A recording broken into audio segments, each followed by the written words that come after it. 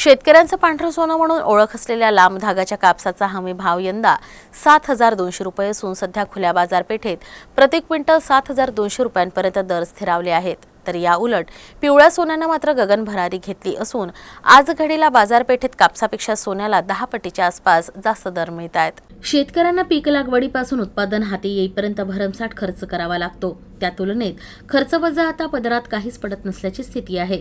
दुसरीकडे आभूषण म्हणून सोन्याला महिला अधिक पसंती देतात। गुंतवणूक म्हणूनही सोन्याची खरेदी केली जाते। दिवसेंदिवस दर वाढत असले तरी सोन्याची उलाढाल कोणत्याही प्रमाणात कमी झाली नाही। एकेकाळी प्रति तोळा सोनं आणि प्रति क्विंटल कापसाचे दर सारखे होते, मात्र कालांतराने सोन्याचे भाव वाढत गेले आणि कापसाचे भाव अनेक वर्षांपासून स्थिरावलेले आहेत। 2012 मध्ये कापसाचे भाव 3,300 रुपये होते, तर सोन्याचे भाव 31,050 रुपयांवर होते। यावरून गेल्या 10-12 वर्षात कापसापेक्षा सोन्याचे भाव किती पटींनी वाढले याचा अंदाज येतो।